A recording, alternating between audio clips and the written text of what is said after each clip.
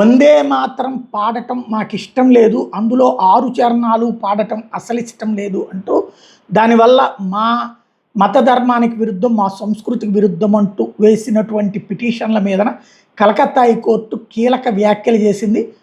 మదరసాల్లో వందే మాత్రం 6 చరణాలు పాడినంత మాత్రాన ఆకాశమేమి కూలిపోదని వ్యాఖ్యానించింది.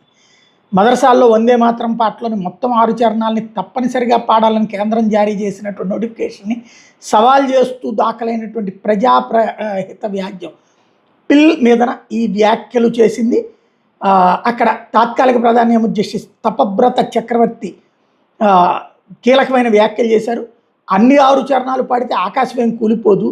దేశంలో వేలాది క్రైస్తవ పాఠశాలలో విద్యార్థులందరూ దేవుడికి ప్రార్థనలు చేపిస్తారు, విద్యార్థుల చేత ప్రైజ్ ద లార్డ్ అంటారు.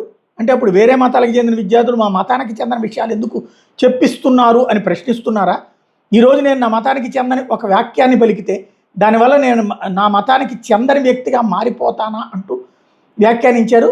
అయితే పిటిషనర్ తరపున సీనియర్ న్యాయవాది బికాష్ రంజన్ భట్టాచార్య వాదిస్తూ కేంద్రం జారీ చేసిన నోటిఫికేషన్ ద్వారా వందే మాత్రం మొత్తం 6 చరణాలు తప్పనిసరి చేశారు. ఇది భారత రాజ్యాంగం ఆమోదించిన విస్తృత చర్చల అనంతరం వందే మాత్రంలోని మొదటి 2 చరణాలకి గుర్తింపు ఇవ్వాలని కూడా నిర్ణయించారు. స్వచ్ఛందంగా మొత్తం 6 పాడగాలనుకుంటే పాడుకోవచ్చు, కానీ బలవంతంగా అమలు చేయకూడదు అన్నటువంటిది ఆ రోజు రాజ్యాంగం రాసినప్పుడు చెప్పారు అన్నటువంటి పాయింట్ చెప్తే దాన్ని బలవంతంగా అమలు చేయకూడదు అన్నారు అని వాదించారు.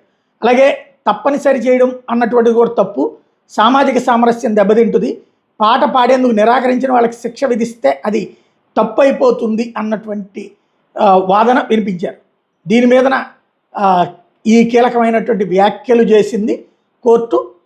దానివల్ల ఏమీ అవ్వదు అన్నటువంటి పాయింట్ చెప్పుకొచ్చింది.